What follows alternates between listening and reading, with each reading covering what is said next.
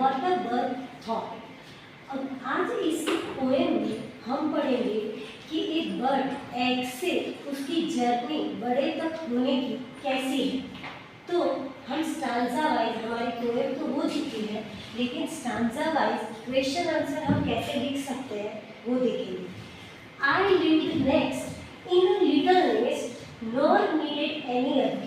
I thought the world was made of straw and nestled by my mother.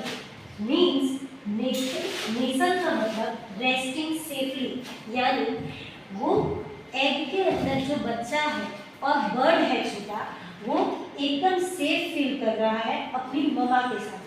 Then straw का मतलब dry stalks of crops like wheat और rice, like twig, यानी डालियाँ और डालियों के टुकड़े, piece of branch. ओके, तो इसमें पूछा है कि I lived next in a little nest, यानी जब छोटा बर्ड एग में से बाहर निकलता है तो तब तक वो नेस्ट में रहता है। Nor needed any other, उसे किसी चीज की तब जरूरत होती नहीं। I thought the world was made of straw, और उस टाइम जब वो एग में से छोटा बच्चा यानी एक बर्ड बना छोटा सा, तो वो ऐसा सोचता है कि ये दुनिया सारी स्ट्रॉ की बनी हुई है। And nestled by my mother, और मेरी मदर के साथ मैं बहुत ही ज्यादा सेफ फील कर रहा हूँ। तो इसमें से हम क्वेश्चन आंसर देखेंगे। Where did the bird live after coming out of the egg. इसमें बोला गया है कि एग से बाहर आने के बाद बर्ड कहाँ पे रहता है। तो the bird levied in a little nest, यानी छोटे से माले में, यानी nest. What did the bird think the world was made of, यानी बर्ड के अकॉर्डिंग उसका मानना क्या था कि ये दुनिया एक किस चीज की बनी हुई है। तो it thought the world was made of straw. Then who took care of the bird, की देखभाल कौन करता था, या तो ऐसा भी कह सकते हैं कि वो कहाँ पे सेफ फील कर रहा था। तो it's mother took care of it, उसकी माँ उसकी मदद या उसे सेफ और केयर कर रही थी। Answer the question, what does the egg symbolise in the poem, यानी इस पोएम में एग किस लिए सिंबलाइज किया गया है।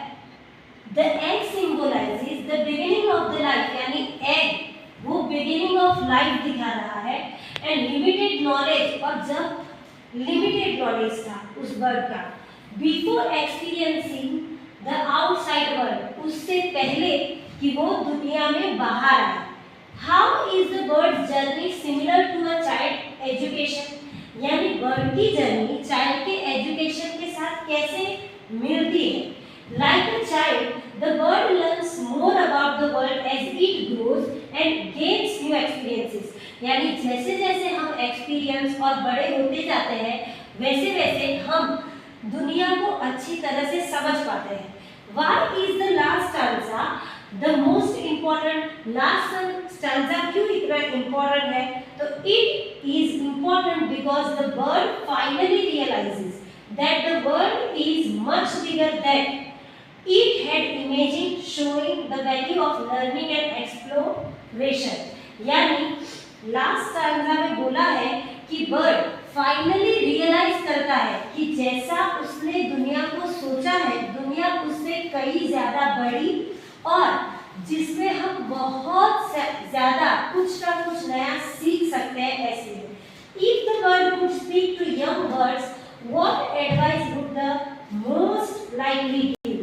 अब देखो ये बर्ड्स की पोएम से हम क्या एडवाइस देना चाहेंगे। तो be curious, keep learning and never be afraid to explore the world beyond what you already know. आपको जब तक कुछ चीजों का पता ना चले तब तक आप उस बारे में डरे ना और हमेशा कुछ नया सीखते रहे, ऐसा जज्बा रखें।